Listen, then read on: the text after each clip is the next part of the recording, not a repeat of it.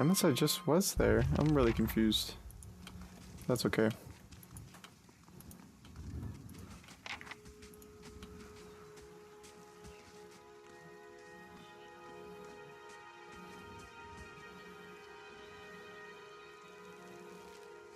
Cool. You must be one of the new settlers. Welcome to Gilded Vale. You'll be pleased to know that we've had some recent vacancies here.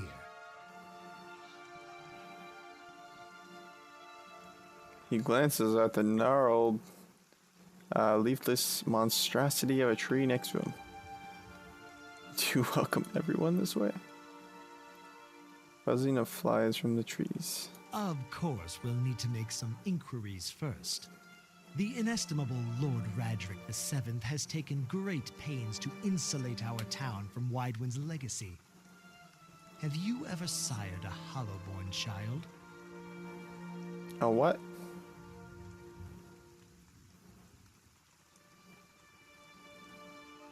Mind your own damn business. The well-being of this village is my business.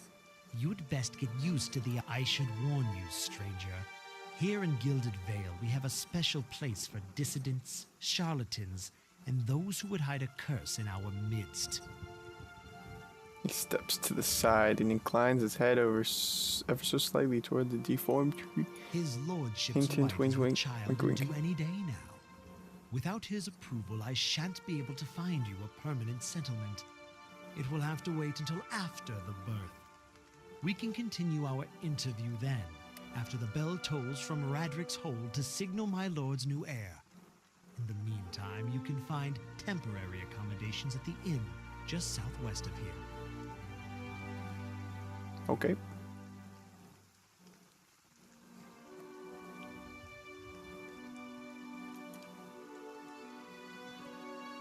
You'll want to mind where you mentioned that trespassing on Ingwithan ruins is illegal. Not to mention dangerous. You probably saw someone attempting some new ritual to appease the gods. People will try anything these days. Bareth have mercy. We certainly have. I don't think so. Just as they finished, there was a Biawak. He polishes his spectacles on his sleeve. If you'd been that close to a Biawak, you wouldn't be standing here. If you have any other questions, don't hesitate to ask. It's important that everyone in Gilded Vale understand our rules.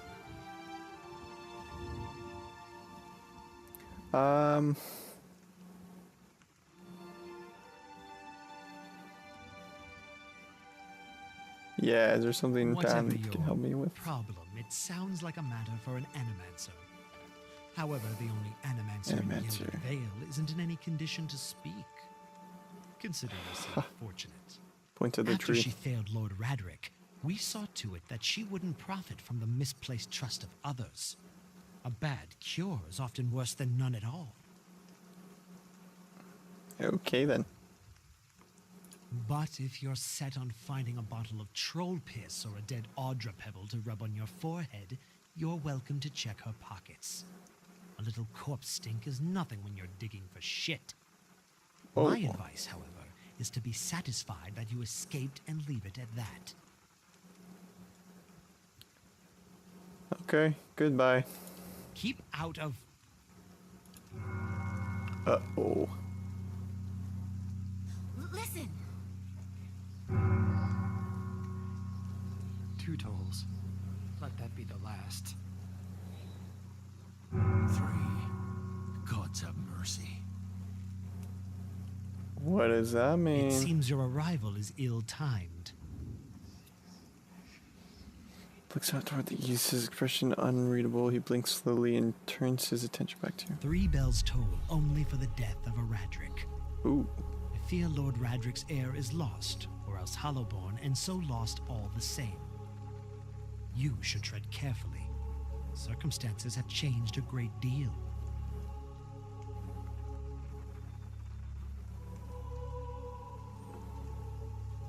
Okay, so their king kind of just got killed. Apparently, I think. Don't threaten me, little man. He shakes his head unmoved. It's no threat, only a warning. Lord Redrick will tolerate no threats to his kin or those who live upon his lands. Grief will not make him more docile. Or maybe he's not dead.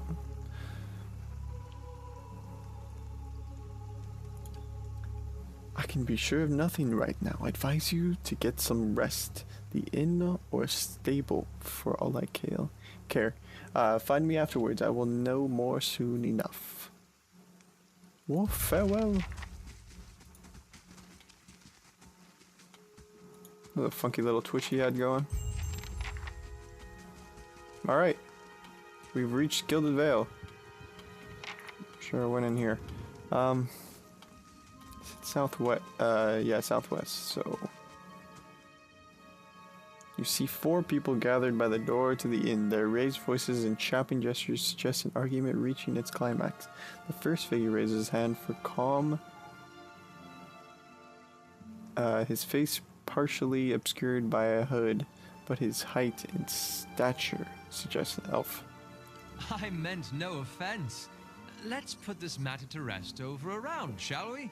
My treat. Okay.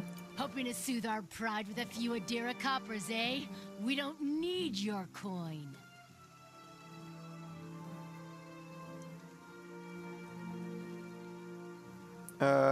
Ooh, a fight. One of the other men glares at the hooded elf. His eyes are red from drink, but his gaze is focused. You've got a lot of gall mocking us in our own village. We don't take ill treatment from foreigners, especially not Aedirines, something Go like that. on. Say it again. I'm itching for an excuse. Why, Should you're probably itching for scratch the that itch kindling then. touch of your sister, you cocksfeather! Yeah, what he said. I'll cut that barrel-licking tongue out of your head. This is a misunderstanding. I didn't say whatever it is you think I said. We've nigh quarrel. That's where you're wrong. I think I should just walk away.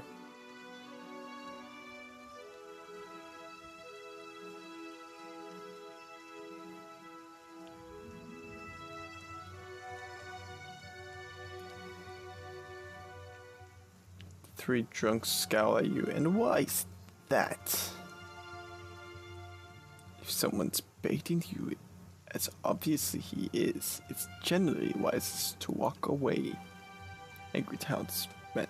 They look at each other. One of the men gives the other 2 a warning shake of his head before turning to you. We're done for now, but this one better watch his step around here because we're not going anywhere. With a final scowl at the elf, he turns to leave. Well, you're welcome, friend. Now join me on my quest for death. As the 3 stumbles away, the elf turns to you, the tension almost gone from his smooth face. Not quite how I hoped to get to know the neighbors. Thank you for your timely assistance with that awkward situation.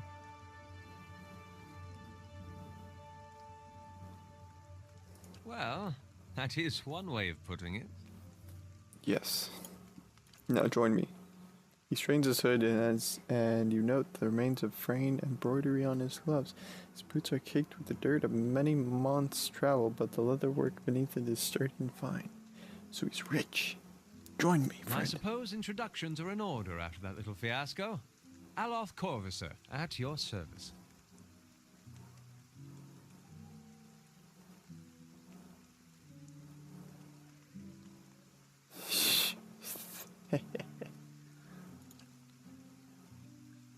Please, I didn't mean to drag you into this. I'm a wizard by training, and an adventurer by necessity. I was born in the Seathwood, part of the mainland of the Adir Empire, and both of my parents served the nobility, which afforded me an education for which I'm grateful. However, there were no open positions in those houses, and so I decided to seek new means in a new land. Okay. And how exactly did you come to be here?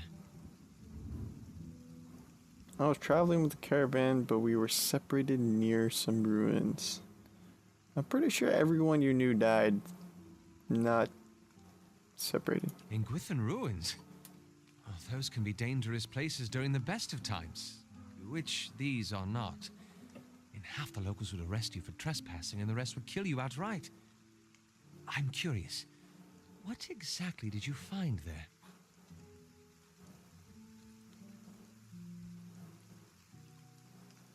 Nothing. No, let's say that one. Goggles at you silently, apparently assessing your earnestness. Finally, he gives you a clipped, awkward laugh. You do manage to find yourself in rather interesting predicaments.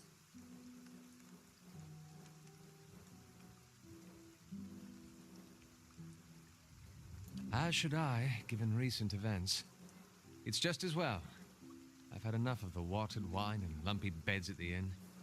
They say even the owner tired of the place. Just up and left one day. It explains quite a lot about the upkeep. Perhaps I could join you. I could use a change of scenery, and I find it's better to travel in numbers. Excellent. I shall follow you. Good, friend. Good. You shall follow me. Creepy piece of crap. Turns 40. Alright, this guy has a lot more endurance, but his health is lacking. Probably because he's a mage, but is this the inn? I think it's the inn. Hopefully it's the inn.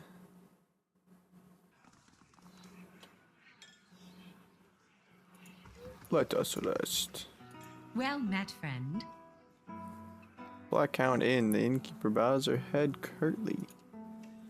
Please sit where you like. Would you like a drink? A room? We have 2 available at the moment. I'm afraid we can't offer much by way of a good meal today. She sighs, unless you're fond of cold porridge. I'd like a room, please. Of course, we keep them nice and tidy. I will have nothing but the finest. Just kidding, I have no idea how much money I have. How am I supposed to know what to pick? Common room. Laborer's rest. Direwood's pride. +2 resolve. +... Oh, what? Perception and mechanics. I think this looks better. Yes. What the? What have I done? My dreams. Your sleep is restless and fevered, assaulted by hisses and whispers, blanketed with a suffocating anxiety. You open your eyes to awaken and find yourself in front of gilded veils, gallows tree. The creaking of its ropes growing louder in your mind until the sound is deafening. Hanging from the tree is an old dwarf woman whose face is shriveled inward like moldering fruit. Her head hangs limply to one side. As you look at her, she looms larger and larger in your mind until she is a mere inches from your face. Suddenly, her head snaps up and her eyes open, and they are empty, and beyond them is a vast nothingness and makes your stomach drop. Her mouth slowly parts, and with a gust of rancid air, she speaks a word. Watcher. You jolt awake, the foul smell of the dwarf woman's breath still permeating your nostrils. Sweat runs down your face in thick droplets, and your skin is soaked from head to toe. You remember the woman. You remember seeing her decaying face when you spoke with the magistrate. He called her an animancer. Okay. Though it fills you with a new, queasy apprehension, you feel a strong compulsion to see this woman once more, if only to confirm she is truly dead. What? I'm not gonna go see some dead lady. That's weird. I'm going to talk to random people. Maybe not.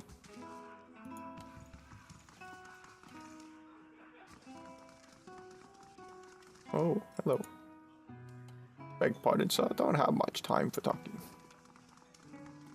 Okay. Cool story.